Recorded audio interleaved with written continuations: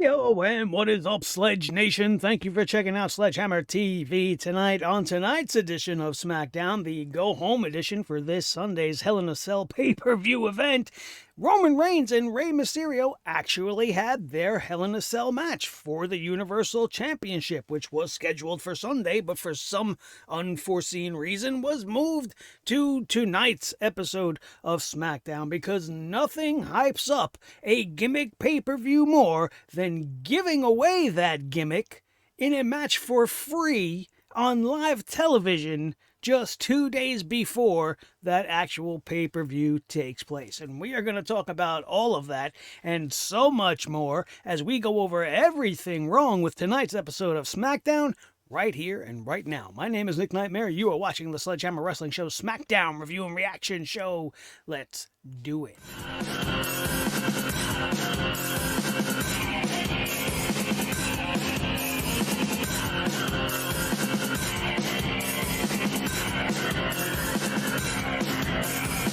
Sledgehammer Wrestling Show.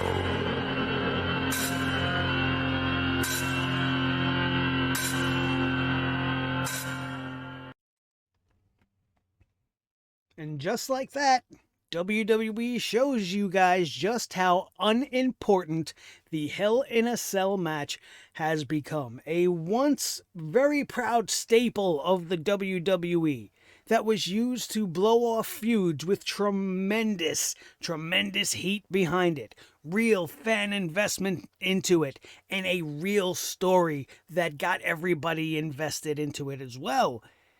Those days are long gone. Long gone. And the Hell in a Cell is as meaningful as the, hey, look at me, I'm a clown 24/7 championship belt. You know, the one that's avocado colored and got the gold record on the front that we thankfully haven't seen for months. Hopefully I didn't put it in the universe to bring it back. But let's just talk about this for a second, because when was the last time you were excited for a Hell in a Cell match? How many times over the last couple of years has Hell in a Cell been more than a disappointment? We've gone from having one Hell in a Cell match maybe every 2 years to having a yearly pay-per-view with at least one, and now it's multiple Hell in a Cell matches. You gotta wonder why they decided to move this match to SmackDown. This is the Universal Championship match featuring the hottest act you got going right now. You cannot argue, even if you're not a fan of Roman Reigns, the stories that he is involved in right now are the reason why people are tuning in and enjoying SmackDown more so than Monday Night Raw, which is a given on each and every single week. But even with all of that, why would you take him off of the pay-per-view? Wouldn't you think his status in the company right now would make them want to feature him at the show on Sunday? Why do this? Well, the only thing I could think of is that they probably didn't do this because Father's Day is on Sunday. And maybe it's not the best idea to culminate the story that's featuring the dad going for revenge for his son and trying to stand up for his family. Maybe you don't want to have him get obliterated in a Hell in a Cell on a day that's supposed to celebrate fathers around the world. Maybe that's the thought process. Maybe there's a little sentimental value there in the WWE, and they didn't want to squash poor Tiny Dad on Tiny Daddy Day. But you gotta believe that they had to have known, right? I mean, sure, you could think maybe they didn't realize, timing, and they don't know what the hell's going on. They probably don't know what day it is over there, and they're not really realizing what's happening, and they booked this to go down, and they go, maybe this isn't such a good idea, so let's do it on Friday instead. What else have you got? You got a better idea? You got a better reason to take this match off of the pay-per-view? Why, so we can have Bayley versus Bianca in a Hell in a Cell? Which is completely and totally unnecessary. We don't need that right now. But you know what? You could have solved that just by changing your booking. You see, tonight, in the main event, the Hell in a Cell match, which was a good match. It was a great match. Both of these guys put on their working shoes. They went out there and worked their asses off. It was a very entertaining matchup. Did it need to be inside a Hell in a Cell? Not so much. There were a couple of good spots that did require the cell, but they could have had that match and told that story without being placed inside of the Hell in a Cell. But the key mistake, the key thing wrong with the main event was not that Rey Mysterio lost, but how Rey Mysterio lost. It was inevitable. Everybody knew that Rey Mysterio didn't stand a chance and wasn't coming out of this thing with the Universal Championship. You'd have to be an idiot to believe that they were going to give Roman Reigns a little bump in the road in this very dominant title reign that he's having that's going to build up to somebody important taking it away from him at the very least. You would think that's the end game, right? But all they had to do was, instead of making Rey Mysterio tap out to Roman Reigns in a guillotine in this Hell in a Cell main event tonight, all they had to do was make him pass out. Make him pass out. Pull the old Stone Cold Steve Austin card. Because it would keep the heat alive between Roman and Rey. It would allow you guys to go and explore this again later on down the line, leaving the options open for a rematch because Rey never really lost. He didn't quit and he wasn't pinned, right? So that is two things that right there would already benefit the storyline. Plus, it doesn't make Rey Mysterio look like a little bitch quitting. Well, he's supposed to be in a match defending the honor of his family, trying to get back at Roman Reigns for attacking his son last week, and now he's quitting? This is not a situation where a father would ever quit. You see, Rey Mysterio sold me on this match at the beginning of this show with a great promo where he kind of reached out to the parents of the world. He said, if you're a parent, you know what I'm feeling right now. And right there in that sentence, as much as I wasn't really looking forward to this match because it hasn't had that much of a build to it, it kind of resonated with me. Because as a father, if anybody's ever hurt my child in any way, I would stop at nothing to make sure that they are eradicated from the face of the earth. Quick little sidebar, funny story. Case in point, a couple of years ago, my daughter needed to have a tooth extracted. And we went to the dentist. And I sat in the waiting room as my wife was in the room with them. And as I heard the screams of pain from my daughter from this surgical operation, all I wanted to do was go in there, take that fucking drill and the pliers that he was using, and use them and reenact some scene from the Saw franchise on this fucking doctor. And this is this guy's job. He's not doing this to intentionally hurt my daughter, but you understand the point. As a parent, if you are a parent, you understand where I'm coming from. If you're not a parent, well, imagine somebody's hurting your very best friend or your girlfriend or your wife. What are you going to do? You going to quit? You're going to quit? I would rather go down on my shield defending my family's honor than to quit and tap out and look like a little bitch. Which is what they did to Rey Mysterio after all of this buildup of defending his family. So that's all they had to do. And even if they did that, they could have done that on Sunday. And it would have resonated even more because, hey, it's Father's Day. And here we have Rey, the tiniest but mightiest dad, going one-on-one against the head of the table, not just for the Universal Championship, but for the pride of his family. And he won't quit. He won't quit. Oh, well, it's a Hell in a Cell match. The referee can't call for the bell. Okay, fine. But still, pass out. Rey Mysterio passes out. He gets pinned by Roman Reigns. Still, he's not in his mental capacity. He has no functions going on. He's passed out. He don't know what's happened. He didn't really lose the match. Everything stays intact. It could have went down on Sunday. There's really no reason for any of this, which brings us to the only other feasible reason why this match was moved, which was so that they didn't have to have 3 cage matches at Hell in a Cell on Sunday. Because for some reason they think Bayley and Bianca need to be inside Hell in a Cell. Because Hell in a Cell is funny, right? When you think of Hell in a Cell, you think about people laughing, right? Making jokes and laughing at each other And ding dong, hello. Is that what she's going to have to say to get inside the cage when Bayley comes out? Bayley's going to go with her title. Ding dong, hello, let me in the cage so I can lose my title now? Because what are they doing with Bianca Belair? All I wanted was to see her as the champion and for them to push her as a future star. And all they do is give her cringeworthy pay-per-views, cringeworthy promos leading into her pay-per-view matchups that don't have much meat to it. And they're just so poorly written, they don't feel like they're coming from Bianca. You feel like she's reciting something that she's rehearsed over and over. And that's not her fault. That's her job. But it's just, it's meaningless. And WWE's writing, as we all know, is garbage. It's trash. And it fails even the best of promos. And it's not doing Bianca Belair any favors, I'll tell you that right now. Outside of all of that, the rest of SmackDown is still in this stuck in the mud mode. We're still stuck and everything is just on cruise control. Everything you've seen last week, which is what you've seen the week before that and the week before that, is pretty much all of the same shit you got to see tonight when you tuned in for SmackDown, which is why a majority of this episode, a great majority, gets a poop hammer.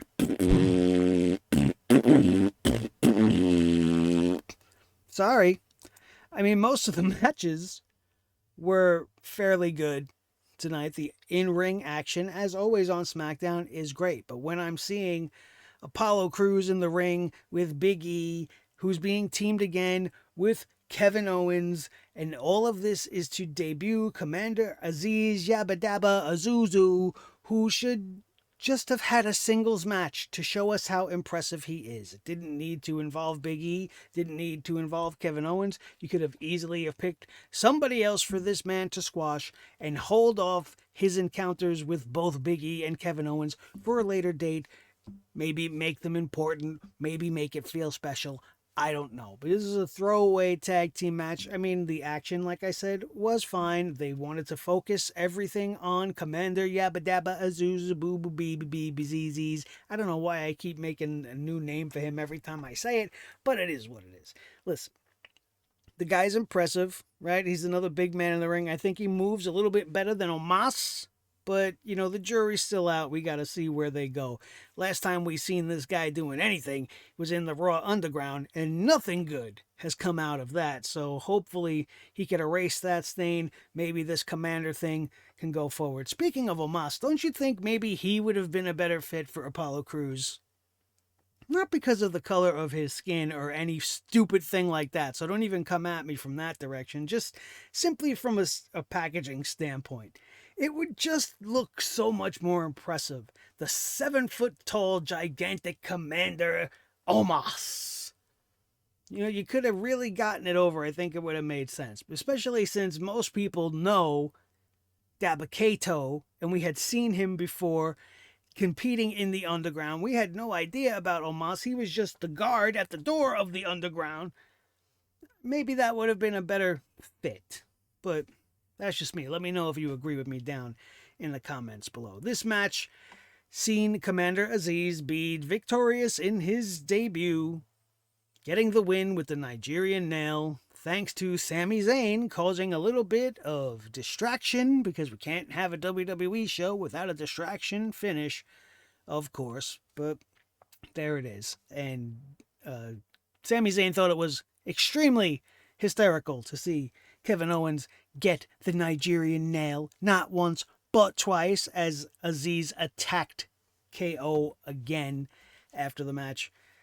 Best thing about this whole entire thing maybe was Big E's promo prior to the match, because Big E gets you hype, just speaking. He's got that natural preacher-like delivery, and he's just always so positive. The power of positivity is strong in Big E, even when he's talking about nothing. And it's just, he always makes me happy, puts a smile on my face, and I wish they were using him in a better capacity. All of this somehow is leading Big E back to the Intercontinental Championship. I hope since they were going to derail him with Aleister Black, those plans are no longer in play. We'll have to wait and see. We don't have to wait and see whether or not Sami Zayn's going to get his ass kicked, because right after this encounter, Kevin Owens went to the back, even though he was barely able to speak thanks to the 2 nails in his throat. He challenged Sami Zayn. He wants Sami Zayn, and the 2 general managers that are not the general managers but are actually the general managers, Adam Pearce and Sonya Deville, granted him his wish, and on Sunday, we're going to see Sami Zayn versus Kevin Owens for the 10,000th time, and maybe that's the reason why they had to bump Roman Reigns in the Hell in a Cell Universal title match. Would that make sense? I don't think so. It makes about as much sense as having Shinsuke Nakamura defeat Constable King Dickhead, who is no longer the king, which is the only positive thing, the only silver lining to this dark cloud, which was the battle for the crown, is that it is no longer upon the chrome dome of one former Constable King Dickhead Baron Corbin. We'll just call him Dickhead Baron Corbin from now on, since that's all he's going to be. That's how WWE views him. He's just a dickhead. Give him the king of the ring. Let's not do nothing with him. And now we'll have him lose it to Shinsuke because we gave him the Boogs. Rick Boogs, the annoying guitar-playing man from NXT, who didn't do very much in NXT, didn't prove his metal so much down there, no pun intended. Metal, get it? But anyway, there is precedence for this. So we can't get too mad and be like, oh my God, the King of the Ring it passed in a match. Yeah, this has happened before. It's happened before. And for some of you younger fans that watch me that maybe aren't up in your wrestling history, this happened way back in the late 80s. I believe, to be exact, it was 1989, maybe 88. And it was when Hacksaw Jim Duggan was the king. You remember that? If you're old enough to remember that, you're as old as me. And I miss those days, don't you? King Duggan was ridiculous. He got the kingship from the king Harley Race and would then go on to lose the King of the Ring to Randy Savage, the infamous Macho King. If you thought Macho Man couldn't get any crazier, all you had to do was give this man a scepter and a crown and a scary sherry, and off to the races we were. So as I said, there is a precedent for this type of thing happening, so we can't get mad that they did it. We can, however, bash it and bring the poop hammer down on it for the simple fact that Shinsuke was turned into a heel. He was given an extremely goofy babyface sidekick in Boogs. Whittle Boogs. And they've done nothing but book him like a heel. This guy stole somebody else's crown. Let's forget the fact that it's Constable Dickhead, all right? This guy stole the crown of a king, right? At every turn, every time the king tries to get it back, he would steal it again. Him and his little buddy used any cheap trick they could. They distracted him during matches to make him lose. If Corbin got his crown back, they would find a way to attack him and trick him into losing the crown so that Shinsuke could get it back. And now he has gone full on, challenged him for his crown, won this crown tonight, sat on the throne with Biggity Boogs playing next to him and all that shit. And do you really care? I mean, maybe it'll be better for King of the Ring, his representation to be around the King of Strong Style. Maybe that's why they gave it to him, because they are that uncreative. Oh, well, he's the King of Strong Style, so we can make him a king. That'll make sense, right, Vince? Sure. We're not doing anything else with him anyway. I may have enjoyed all of this a little bit more without Biggity Boogs. I think we got a new gimmick for this show. If Shinsuke did this on his own without all the cheating and nonsense, and they actually stuck to the babyface heel dynamic the right way, I would have enjoyed this more than the way that they've presented this, which actually has me feeling bad for a person that I cannot stand. I feel bad for Corbin. This guy was ripped off. he won that crown in that tournament legit, and now he lost it because of Shinsuke Nakamura hanging out with a clown who knows how to play guitar. And what's his name? Boogity Boogity Boogs! Fuck out of here. What came after this? This was, I mean, how many times have we seen Shinsuke and Corbin in the last couple of weeks? If you cared about this match, good for you. I didn't. Went about 10 minutes, which was probably about 8 minutes too long because I didn't really give a shit. Didn't matter. Bianca and Bayley had a face-to-face tonight. This is where, as I went off before, they made Bianca's promo very generic, just very blah, with such fine, memorable excerpts as first they ignore you, then they laugh at you, then they fight you, and then you win. What does that even mean? Where did that saying come from? They ignore you, then they laugh at you, then they fight you, then you win. Very creative stuff. Very creative. Really makes me feel for Bianca in this situation. Anyway, Bayley would come out and then things would get physical as they normally would leading into a match trying to build heat and trying to make you understand that they need to be inside a cage because they just got so crazy. They just got so out of control on tonight's SmackDown. Bayley was jumping over barricades. Her butt was busting out of her jeans. It was glorious. It was a beautiful sight to behold. I appreciated that. But they were wrestling all around the outside. They got all crazy. So we got to put that big old butt inside of a Hell in a Cell, which Bayley has been in before. Bianca, of course, has not, giving Bayley the decided advantage. I doubt Bayley's going to get the win on Sunday, but I wouldn't be surprised if she did. And honestly, what difference would it really make? I feel like Bianca's better as the babyface in the chase mode anyway. And if somehow Bayley cheats to win, puts Bianca back on track as the chasing babyface, maybe they can get it right on the second time around. The one thing they do get right is each and every interaction between Roman Reigns and his cousins. Tonight, Jey Uso was nowhere to be found as Jimmy Uso approached Roman Reigns in the back, and he finally came to his senses. He told Roman, "You were right, bro. This is about family, and I don't agree with everything that you do, Roman, but I'm with you." And then Roman's like, "I don't need your help, but I need Jey." And he wants Jimmy to go find him. Jimmy looked like, of course, he was taken back by it. He looked a little offended that Roman would even say something like this. But then Roman was like, "We need Jey." And I guess that made things right, at least for now. Another thing, strangely, that they did right was something in the tag team division. Whoa, when was the last time I said that? I don't think I've ever said that on this show ever, because the tag team division has been a mess for so long.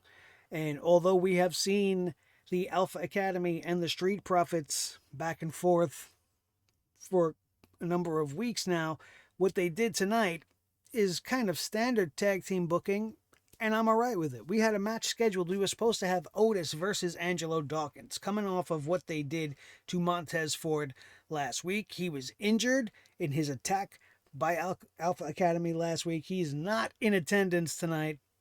They totally took advantage of this fact, and they didn't even let this match get started. Chad Gable was slapping Angelo Dawkins in the face. He was already all taped up. He was showing the effects of that attack that he also suffered as well, but Montez took the worst of it, and as we said, he was incapacitated to the point where he could not compete tonight.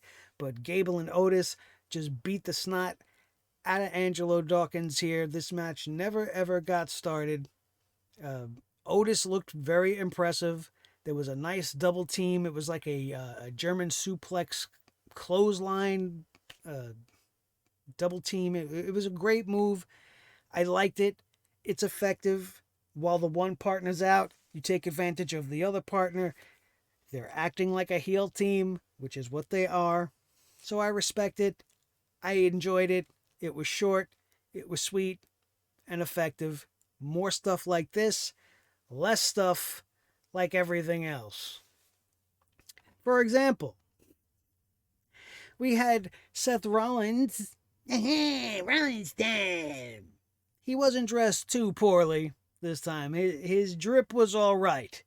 We're going to give him a break because his suit may have looked plastic, but it was nowhere near as aggressive on the eyes as some of the other shit that he's been wearing. So we're not going to give him the old Moss salute today or anything like that. That's fine. But what we are going to say is that this guy continues to be booked like a clown. Like he's talking and he's doing this whole weird gimmick thing. And I don't know if he dropped the whole embrace division thing and now he's just this smug, smarmy ass clown that doesn't really do nothing but love himself. Like, I don't know what this direction Rollins is going in. But he was going to have an interview with Kayla Braxton when suddenly Cesaro showed up and they had a little bit of a face-to-face, because we just seen a face-to-face, so why not do another one? Repeat segments as always. This boiled down to one simple thing. Cesaro pushed Seth Rollins as he was still seated in the chair, pushing him over in the chair, making him... I mean, this was like something straight out of elementary school, something you would have seen a kid do to somebody else. But once again, another running theme in the WWE is that something that the good guy would do to the bad guy, or that the bad guy would do to the good guy. I mean, it wasn't overly aggressive, and it seemed somewhat almost playful, but it just makes Rollins look like an idiot. And if it was supposed to make me laugh, fine, because it did. But if it's supposed to make me excited for Sunday, it didn't. Cesaro versus Seth Rollins, I thought was done months ago, or at least a month ago. Hasn't been that long, has it? Who knows? This year has been taken forever, just like last year. One thing I want to mention before we get into the main event is something I haven't talked about too much on the show, which is Pat McAfee. Pat McAfee's presence on this show is fantastic, isn't it? For some reason, when he speaks, he reminds me of Matt Striker, who gets a lot of shit for his time as a color commentator in the WWE, but I really enjoyed Matt Striker. I loved the knowledge that he had and the educated way of speaking that he had, and I thought he was a great color guy, or a great play-by-play guy. But McAfee's got that same kind of tonality in his voice that it seems almost familiar because of Striker, once being there. It kind of feels old, but yet new, because he has this really, what's the word? Like aggressive, and he's just really excited. Like, he comes across and delivers things with importance and with the excitement that you would expect for a wrestling event. He's almost like a young Mauro Ranallo with the way he really gets intense and he's screaming, and the way he's calling the matches, it really does good for the show's overall presentation. And I enjoy Pat McAfee's work on SmackDown so far, and I just want to give the guy credit where credit's due. He's been fantastic. He's made Michael Cole barely tolerable, and if you could make him better, then shit, you're all right with me. And I think he took a lot of lessons from his time in NXT and listening to guys like Mauro Ranallo and everybody that worked down there. And I wasn't all in on it to begin with, but I said let's give him some time, and now that some time has passed, I think Pat McAfee is a great commentator and a welcome addition to the broadcast booth for SmackDown. He makes the show way more tolerable than it actually is. We ended the show with the Hell in a Cell Universal Championship match. Roman Reigns defeated Rey Mysterio to retain the title. I told you guys Rey Mysterio tapped out to Roman. A couple of key spots in this match. Actually, really only one. They did use the cage on multiple occasions, as you would expect. Rey Mysterio really took advantage of the no disqualifications stipulation that comes along with Hell in a Cell. He was hitting Roman Reigns with toolboxes, spraying him in the face with fire extinguishers, chairs, everything he could get his hands on, really with a sense of urgency, knowing that he was in over his head. But at the end of the day, Roman took everything he had, everything Rey Mysterio could throw at him, and it was like he absorbed it and just kind of hiccuped it back at him and was like, come over here, you little shit.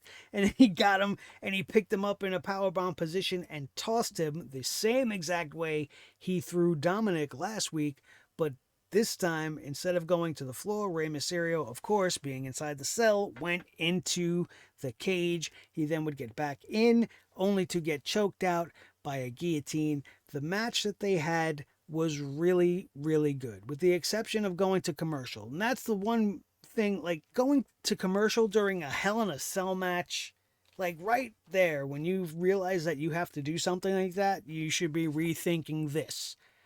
Because how much of that match did we miss? It was a very good match from what we saw. Some really high quality spots, even though we all knew Ray didn't stand a chance. Very entertaining matchup. Credit to both guys for the effort they put out in the main event tonight. But it's meaningless. Hell in a Cell as a gimmick is meaningless. It should be retired and only brought back when a feud deems it necessary. That's it. Even Drew and Bobby Lashley, who are going to be going at it in the cage this Sunday, they've been fighting since WrestleMania, maybe before then, and even that doesn't seem to have like the real depth in the story, like that real fire and that rage between these two guys that just want to destroy each other. Like, it's not really there. Doesn't warrant being in a Hell in a Cell. But since we have to have this pay-per-view once a year, we're just going to shoehorn any fucking matches we want to into a Hell in a Cell, and damn it, you're going to think they belong there because we said so. That shit doesn't fly with me. I know it doesn't fly with you because you're an educated sledgehead of Sledge Nation, and if you watched SmackDown tonight, I want to know what you thought of the show. I told you how it is. It's better than Raw, which is the best we could hope for. But then again, I could watch grass grow, and it'll be better than Raw. I could go outside and watch a fucking bird take a shit on a car, and I'll be more entertained than watching Monday Night Raw. As long as it's not my car. Don't fucking shit on my car, birds. Thank you very much for tuning in tonight. My name is Nick Nightmare. This is the team, Thor the Sledgehammer, the official Sledgehammer, the Sledgehammer Wrestling Show. His tag team partner, the World Heavyweight Champion of all the microphones in the world, Mr. Blue, the Yeti microphone, the biggest, most abominable microphone in the entire world. The most important member of the team, as always, each and every one of you. And now it's time for you to do your part. Show your love and support for this channel in one of the many ways I have for you right now. Hit that like button if you enjoyed anything we said or did here today at Sledgehammer TV. Share this video with each and every one of your wrestling buddies all over the wrestling world, especially if they need a place to go so that they can shit on WWE with the rest of us. I am always accepting new members into Sledge Nation, and all you have to do to join Sledge Nation is hit that subscribe button right now. We are inching closer and closer to that 3,000 subscriber mark. If we could get to it before SummerSlam, would be fantastic. I'm trying to think of some type of reward I can give to you guys as a thank you for getting me there. When I think of it, I'll let you know. If I don't let you know, maybe I'll just do it and throw it out there as a surprise. But I don't know what it's going to be yet. But let's get to 3,000. We hit 2,900. We are comfortably over that mark right now. Thank you all so very much for doing that for us. I can't tell you how much your continued love and support for this channel means to me. Because as always, without me...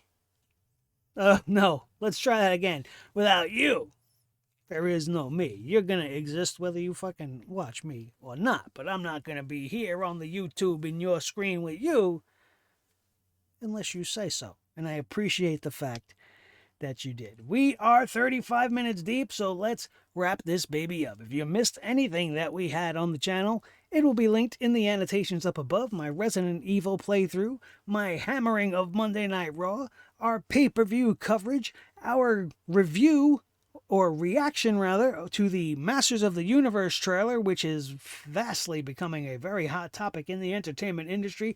All of it available right now on Sledgehammer TV. That, my friends, is going to do it. We are out of here. And we will see you next time right here on your new favorite wrestling show, The Sledgehammer Wrestling Show, only on Sledgehammer TV, right here on YouTube.com. And as always, thanks, Vince. Thanks, Vince. Oh.